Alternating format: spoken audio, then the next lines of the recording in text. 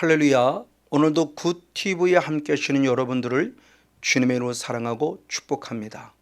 우린 그동안 계속 하나님의 나라를 예표하는 가나안을 우리가 살펴보았고, 그 가나안에 들어가서는 이미 오래전부터 자리를 잡고 있던 사탄의 모습을 예표하는 가나안의 7 족속을 쫓아내서 애굽으로부터 구원을 얻은 자는 가나안 땅에 이르러야 하는 구원에 이르는 영성을 살펴보면서 우리가 한번 은혜를 나누었습니다. 그런 가운데 특별히 지난주에 베드로전서 2장 8절 말씀을 중심으로 예수님이 우리에게 걸림돌이 되고 예수님이 우리에게 거치는 반석이 돼서 결국 그 말씀에 불순종한 자는 넘어지는 것이다 라고 이렇게 주님이 정하셨다는 말씀을 살펴보며 우리가 한번 은혜를 나누었죠. 그렇다면 중요한 부분이 과연 누가 우리를 넘어지게 할까? 하나님 말씀에 불순종해 할까? 마태복음 16장 바로 주님이 주신 23절 말씀에 사탄아 내 뒤로 물러가라, 너는 나를 넘어지게 하는 자로다 라고 말씀하며 사탄이라는 영적인 존재가 우리를 결국 말씀에 불순종함으로 말미암아 넘어지게 하는 존재에 대한 부분을 한번 살펴볼 수 있습니다. 자, 그러면 마태복음 16장 23절에 이 말씀이 나오게 된 배경을 살펴보면 예수님이 3년의 사역 가운데 하반기쯤 되어 어느 날 예수님은 제자들에게 묻습니다.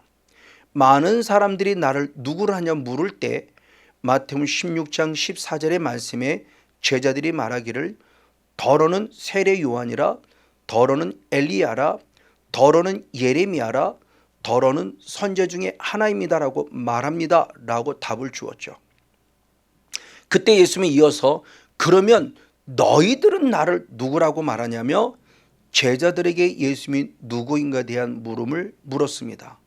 그때 마태복음 16장 16절 말씀에 베드로가 친히 말하기를 주는 그리스도시요 살아계신 하나님의 아들입니다 라고는 아주 중요한 신앙의 고백을 드립니다. 그때 예수님이 마태복음 16장 17절 말씀에 이것을 알게 하니는 내 혈육 즉 보고 듣고 배워서 안 것이 아니라 하늘에 계신 내 아버지께서 알게 하신 것이다 라고 말하며 하나님 아버지께서 알게 하셨다라고 하는 귀한 축복을 하고 있습니다. 근데 우리가 일반적으로 알고 있다면 안다라는 것이 그노시스라고 하는 알미 있죠. 이것은 우리가 보고 듣고 배워서 아는 알미입니다. 그리고 두 번째로 기노스코라고 하는 알미 있습니다. 이 알은 우리들의 삶의 경험과 체험을 통해서 주님을 알아가는 것에 대한 부분을 말합니다. 그런데 오늘 여기 나타난 마태복음 16장 방금 읽었던 16절의 그 고백을 통한 17절에 안다라고 하는 것은 보는 것은 아니고 들은 것도 아니고 경험에 의해서 아는 것도 아니었습니다. 그러면 어떻게 하느냐? 하나님이 특별히 주신 계시로 말미암아 알았다라고 하는 아포칼립토라는 원어를 가지고 있습니다. 대표적으로 마태복음 11장 27절의 말씀에 보면 계시를 받은 자 외에는 아버지를 아는 자가 없다라고 말씀했을 때 그 계시를 받은 자가 누구냐? 바로 아포칼립토는 똑같은 원어로서 하나님의 특별한 계시, 예수님의 특별한 계시, 성령의 특별한 계시를 받은 자만이 하나님을 아버지를 알 수 있다는 얘기예요. 보고 듣고 배워서 아는 거 아니고요, 경험을 통해서 아는 것이 아니라는 겁니다. 이에 사도 바울도 똑같은 고백을 했으니 고린도전서 12장 3절의 말씀에 성령으로 아니하고는 예수를 주시할 수 없다라고 표현하며 성령을 통해서 예수를 주라고 고백하는 이 신앙이 참 신앙임에 대한 부분의 모습을 우리가 분명히 알려주고 있다고 하는 사실이죠. 맞습니다. 이렇게 성령을 통한 하나님 아버지를 통한 예수를 통한 특별한 계시에 의해서 나타난 신앙의 고백의 중요성을 가르쳐 줍니다. 그럴 때 예수님은 마태복음 16장 18절에 이어서 바로 시몬 베드로를 축복합니다. 베드로라 내 이름은 베드로라며 그 이름 위에 하나님의 거룩한 교회가 세워질 걸 축복했고요. 그리고 음부의 권세가 이기지 못할 것을 축복했어요. 맞습니다. 거룩한 신앙의 결단과 고백 위에 교회가 세워지며 음부가 이기지 못한다는 사실이죠. 그 음부의 권세가 라고 표현하는 것은 즉 우리에게 사망의 권세를 가지고 있는 악한 사탄 마귀가 우리를 건들지 못한다는 것을 말하고 있다는 것입니다. 자, 그런데 부족하지만 여기 있는 주의 종은 분명히 신앙의 결단과 고백 위에 교회를 세워서 목회를 하던 중에 어느 순간 바로 75명까지 부흥됐다 반타작이 되고 성도들이 떠나면서 저는 음부의 세력에 대한 공격을 받았고 드디어 결론을 내리는 게 목회를 하지 말아야겠다라고 결론을 내린 위험한 순간을 맞아본 적이 있습니다. 그럼 저는 왜 그럴까요?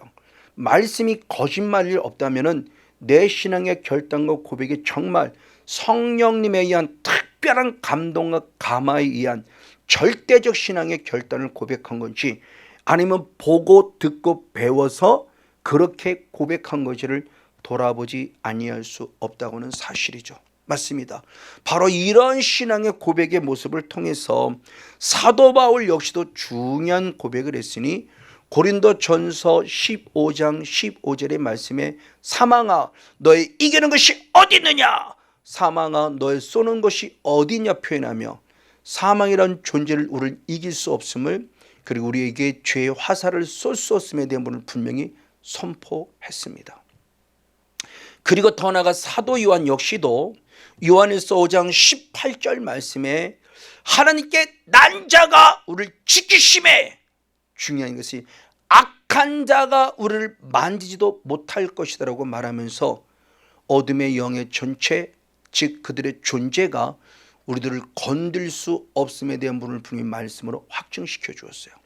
근데 우리는 사탄의 건드림을 당해서 목회를 포기할 뻔하고 많은 아픔을 겪고 있다면 우리는 다시 한번 내 신앙관을 돌아보지 않을 수 없죠. 보고 듣고 배움이 아니라 성령에 의한 거룩한 신앙의 결단과 고백이 필요함에 대한 부분을 다시 한번 생각해 보지 않을 수 없다고는 사실입니다. 맞습니다. 그리고 우리 이렇게 신앙 안에서 승리할 수 있었던 것은 결국 예수님의 십자가의 승리 때문입니다. 그래서 히브리서 2장 14절의 말씀에 예수님이 우리와 같은 똑같은 혈육을 입고 사망을 당하셨다. 즉 십자가에서 죽으셨다.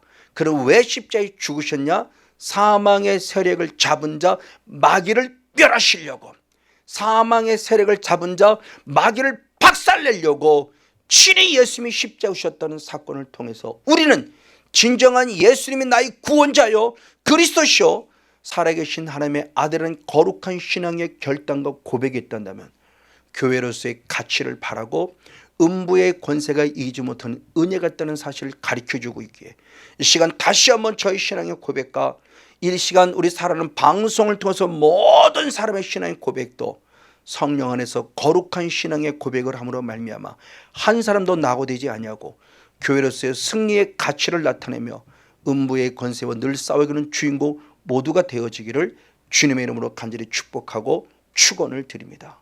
자, 그러면서 예수님의 사역의 전환점을 맞이합니다. 이렇게 주님께서 바디를 통해서 신앙의 고백을 듣고 드디어 사역의 전환점을 이루어지니 마태복음 16장 21절 말씀에 이때로부터 라고 말합니다. 그 이때로부터는 주는 그리스도시요 살아계신 하나님의 아들이라고 하는 성령 안에 이루어지는 거룩한 신앙의 고백이 있을 때부터 드디어 주님은 나는 고난을 받을 것이고 십자가에 죽었다가 3일 만에 다시 살아날 것에 대한 모습을 비로소 가르쳤다라고는 표현이 나와요. 예수님의 3년의 사역 가운데 지금까지는 왕권을 갖고 귀신을 쫓아냈고 많은 질병을 치유했으며 선자권을 갖고 회개의 복음을 증거했다가 드디어 3년 하반기 때 가서 제사장적 사명을 갖고 내가 죽을 것에 대한 부분의 모습을 실제로 이때로부터가 고백이 되었다는 것은 대단히 중요한 의미를 갖죠. 우린 예수님이 우리를 죽으신 걸 뻔히 알아요.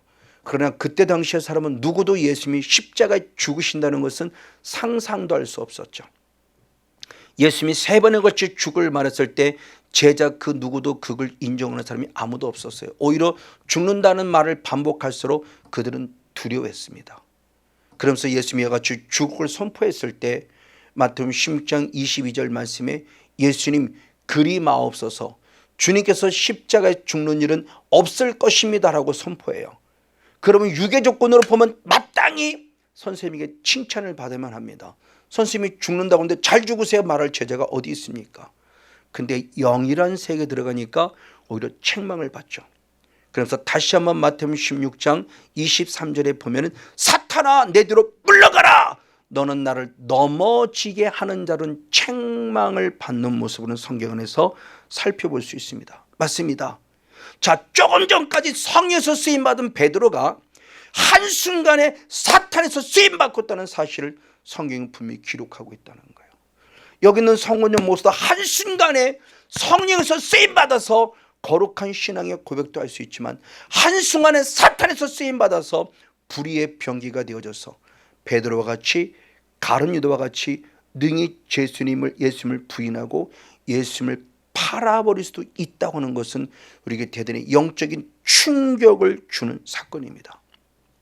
자, 그러면 왜 베드로가 이렇게 신실한 신앙의 고백을 하고도 왜 사탄에서 넘어지는 자가 되고 말았을까요? 역시 그 답을 마태복음 16장 23절 하반절의 말씀에 보니 내가 하나님의 일을 생각지 않고 도리어 사람의 일을 생각했기 때문이다라는 정확한 원인을 알려줬어요. 하나님의 일이 아니라 사람의 일을 생각했다는 게 과연 뭘까요? 우리들의 신앙이 인본주의 신앙으로 빠진 걸 말하는 거죠. 이런 대표적인 예가 사무엘상 8장 5절의 말씀에 사무엘의 시대가 끝나고 사무엘의 두 아들이 이 사명을 감당해야 되는데 그 사명을 감당하지 못할 때 백성들이 요구합니다.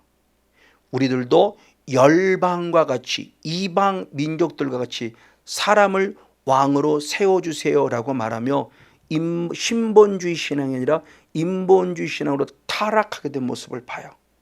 그 사실에 대해서 사무엘도 충격받았지만 하나님도 아픈 마음을 표현하니 사무엘상 8장 7절 말씀에 너희 그 백성들의 그 이야기는 너를 버림이 아니라 나를 버림이니 하나님을 버림이니 하나님을 왕으로 세우는 걸 원하지 않기 때문이다라는 충격적인 이야기를 통해서 지금 우리가 어느 신앙에 빠져 있는가에 대한 부분을 보여주고 있어요.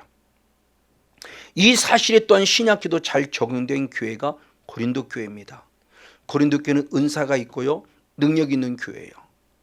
그런데 고린도 전서 3장 3절의 말씀에 보면 아직도 육신에 속해 있기 때문에 그 열매가 시기와 질투를 통한 다툼으로 말미암아 사람을 따라가는 신앙을 가지고 있다라는 사도 바울의 아픈 마음이 표현되십니다. 이게 과연 무엇일까요? 누구보다 주님을 사랑했는데 결국 그들은 사람을 따라가고 있었어요. 이렇게 사람을 따라가는 신앙의 결국은 무엇이었느냐? 고린도 전서 3장 1절에 보면 신령한 자인 줄 알았지만 신령한 자가 아니에요. 은사가 있기 때문에 신령한 자로 전혀 신령한 자가 아니었어요. 오히려 그들은 육신에 속한 자로서 영적인 상태를 어린아이에 속한 자라고 보고 있다는 것은 우리에게 대단히 중요한 영적 의미를 가지고 있습니다. 맞습니다. 바로 이와 같이 어린아이 신앙에 머물러서 예수님을 믿음에도 불구하고 시기 질투하는 어린아이, 이 육신에 속한 신앙은 결국 누구로부터 왔는가?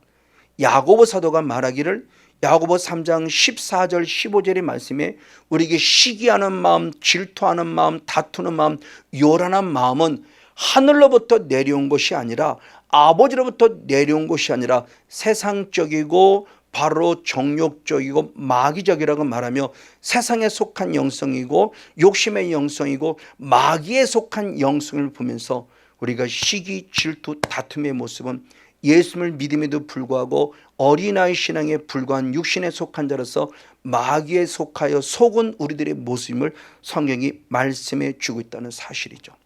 이 사실에 대해서 역시 사도 요한은 또 중요한 얘기를 했으니 갈라디아서 5장 17절 말씀에 이 말씀을 육체의 소욕과 성령의 소욕에 서로 대적해서 육체의 소욕은 성령을 거스리고 성령의 소욕은 육체를 거스르면서 결국 서로가 원하는 것을 하지 못하게 한다라고 말하며 우리들 안에서 영적인 싸움이 지금도 계속적으로 벌어지고 있음에 대한 부분을 사도 바울이 말하고 있습니다. 이 신앙을 고백한 자가 누구냐? 바울입니다. 누구보다 영성을 가진 바울이 스스로 고백하길 어느 날 로마서 7장 24절의 말씀에 오라 나는 곤고한 자로다. 누가 나를 이 사망의 몸에서 건져낼꼬. 그렇게 위대한 영성을 가진 사도 바울도 목회하는 목회가 너무너무 곤고해요. 너무너무 힘이 들어요. 저도 그랬었어요. 13년 전에. 그래서 목회를 포기할 뻔했던 겁니다. 그러나 사도 바울은 다시 일어설 수 있었어요. 어떻게? 영적 원칙, 한 영적인 법칙을 알았어요. 그것이 바로 로마서 7장 21절의 말씀에 있으니 내가 한 법을 깨달았으니 선을 행하기 원하는 내 안에 악도 함께 있었기 때문이다라는 충격적인 얘기를 합니다. 자, 선은 결국 무엇일까요? 단순히 착하다, 악은 단순히 나쁘다, 착한 마음을 가졌다, 나쁜 마음을 가졌다는 것이 아니죠. 우리가 잘 아는 대로 하나님 한 분만이 선합니다. 하나님 한 분만은 절대 선한 사람이 있을 수 없다고 그랬어요. 맞아요. 그 하나님 한 분만이 가장 선한 그 부분이죠. 그래서 누가복음 18장 19절의 말씀에 그 하나님의 선하신 그 하나님의 진정한 영성이 내 안에 선으로 다가왔으니 결국 내 안에 하나님이 계시다는 거예요. 그러나 반면에 하나님이 계속 늘 선을 행하는 것만이 아니라 방해하는 자가 있었죠. 육체의 소용. 그것이 바로 누구냐? 악이란 존재인데 이 악 역시도 나쁜 사람이라는 의미가 아닙니다. 데살로니가후서 2장 9절의 말씀에 악한 자의 임함은 사탄의 역사에 따라 움직인다고 말하며 이 악이라는 존재는 결국 사탄의 또 다른 세력을 말하니 내 안에 성령님만 계신 것이 아니라 악한 것이 함께함으로 말미암아 우리들의 사역을 방해하고 있다는 사실, 그래서 내 인생이 곤고할 수밖에 없었다는 이유에 대한 부분을 정확히 말씀해 주고 있어요.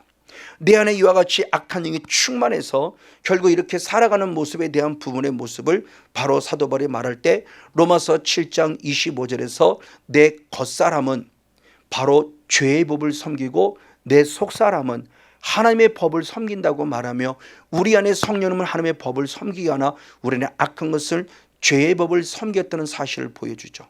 그래서 다시 갈라디아 5장 19절부터 21절의 말씀에 육체의 소욕에 속한 육체를 따라가는 자는 바로 음란부터 시작해서 우상숭배, 투기, 여러 가지 많은 것들을 통해서 이런 자들은 하나님의 나라에 들어갈 수 없다라고 하는 충격적인 얘기를 사도 바울이 우리에게 선포해 주고 있어요.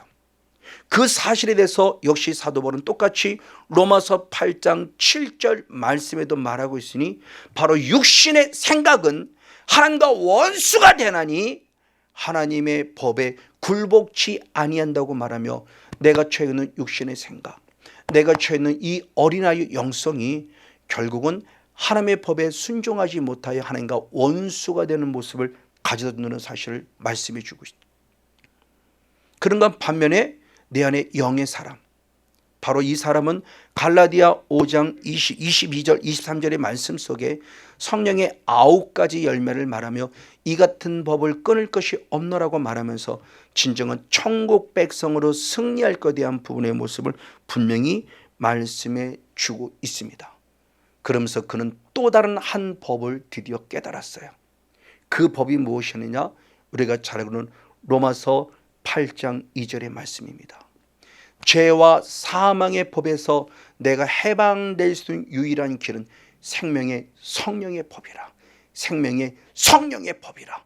생명의 성령의 법으로 죄와 사망의 법에서 해방될 수 있다고 말하며 내 안에 선만 있는 것이 악의 공자는 그때 오직 성령을 통해서만 죄의 모습, 악의 근을 끊어내는 진정한 생명을 얻는 자유, 생명 안에 해방이 있음에 대한 부분을 분명히 우리에게 가르쳐주고 있다는 거죠. 그래서 로마서 8장은 우리가 성령장이라고도 하죠. 근데 우리가 보통 성령 그러면 단순히 은사론적인 입장으로만 생각합니다. 그래서 고린도전서 12장부터 13장, 14장까지의 단순히 은사를 모습으로는 끝나지 않고 오늘 사도 바울이 말한 로마서 5장 8장에 있는 말씀은 그 성령님은 인격적인 성삼일체 하나님을 통해서 그 성령을 인격적으로 모셔드리면 내가 하나님을 아바 아버지라 부를 수 있고 나는 역시 하나님의 아들이 될 수 있다는 사건을 통해서 그 누구도 우리를 이 땅의 그 어떤 환난이나 곤고나 기계나 위험이나 그 모든 것을 끊지 못하는 확실한 하나님의 자녀의 승리의 삶을 예표해주고 가르쳐주고 있다는 사실이죠. 너무너무 중요한 말씀입니다. 맞습니다. 이것이 우리가 살아가야 될 모습이에요. 그럼 중요한 말씀이 있습니다. 자, 이렇게 우리가 분명히 성령으로 살아가야 되는데 이렇게 성령으로 살아갈 때 왜 성령으로 살아가느냐? 여러 가지 은사적인 부분이 있지만 가장 중요한 핵심은 마태복음 12장 28절 말씀에 주님께서 말씀하기를 성령을 힘입어 귀신을 쫓아내므로 말미암아 하나님의 나라가 내게 이미 이루어진 은혜를 누릴 수 있다는 것을 가르쳐줘요. 은사도 필요합니다. 그러나 진정한 은사는 성령을 인격적인 성령을 만나서 내 안에 선으로 가득 찬 성령 충만함을 씹을 때 내 안에 남아있는 영적적인 악이라는 존재를 쫓아낼 수 있을 때 진정한 천국의 삶을 누리는 하나님의 나라를 누릴 수 있다는 것을 가르쳐주니 이것이 바로 영적 싸움임을 말씀해 주고 있는 겁니다. 맞아요. 내 안에 남아있는 영적 찌꺼기, 아직도 사람의 일을 생각하게 만드는 영적 찌꺼기. 그래서 사도 바울도 갈라디아서를 말씀할 때 내가 하나님을 기쁘게 하랴, 내가 사람을 기쁘게 하랴 라는 신앙의 고백 속에서 사람을 따르는 인본주의 신앙, 육신의 신앙이 아니라 목숨 걸고 하나님을 따라가는 하나님의 참 신앙 안에 있다는 사실을 갈라디아 1장 10절에서 고백하고 있죠. 그래서 그는 마지막 죽을 때까지 로마서 14장 바로 7절 8절 말씀을 통해서 나는 살아도 주를 위해 살고 죽어도 주를 위해 죽나니 나는 주의 것이라고 말하며 오직 주를 위해 살을 것에 대한 참 신앙의 고백을 하는 모습을 그런 사도 바울을 통해서 살펴볼 수 있습니다. 자, 그럼 중요합니다. 그럼 어떻게 하면 성령을 받을 수 있을까요? 성경은 분명히 말합니다. 사도행전 2장 38절의 말씀에 회개하라 그리고 제사함 받으라 그러면 성령을 선물로 받으리라고 말씀했습니다. 맞아요. 우리가 성령을 선물로 받아 영적 싸움을 싸워야 할진데 그 첫 번째 통로, 하나님의 뜻대로 살 수 있는 그 첫 번째 통로가 바로 무엇이냐? 회개였어요. 그럼 어떻게 회개하죠? 성경은 분명히 말합니다. 가장 먼저 요한복음 16장 7절 8절 말씀에 성령님이 우리에게 보혜사로 오셔서 가장 먼저 하시는 우리 죄에 대해서 책망하신다라고 말씀해요. 그 거룩한 성령의 책망을 듣고 철저히 회개해야 된다. 성의 거룩한 책망으로 말미암아 우상 숭배 죄부터 내가 모든 범하는 죄를 철저히 회개해야 할 것에 대한 부분의 모습을 말씀하고 있습니다.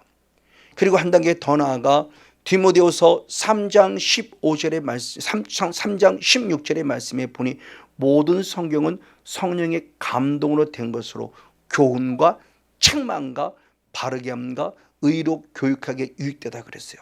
말씀을 통해서 거룩한 성령의 책망을 받고 내가 철저히 회개해야 한다는 겁니다. 아, 기도 쉬는 게 죄였구나. 우린 기도 쉬는 것에 대한 죄의 모습을 인식이 없어요. 그러나 성경은 분명히 말하고 있죠. 맞아, 이렇게 말씀들을 통해서 거룩한 책망을 받고 성령을 통해 거룩한 책망을 받아서 내가 죄인임을 인정하며 십자가 앞에 무릎 꿇고 회개할 때 죄사함을 받고 성령을 선물로 주신다고 약속하고 있습니다. 그럼 이 성령을 힘입어서 무엇 해야 될까요? 많은 은사들이 있지만 가장 중요한 것은 영적 싸움을 싸우는 가난의 일곱 속을 쫓아내는 영적 싸움을 싸워야 한다는 겁니다. 성령을 힘입어서요.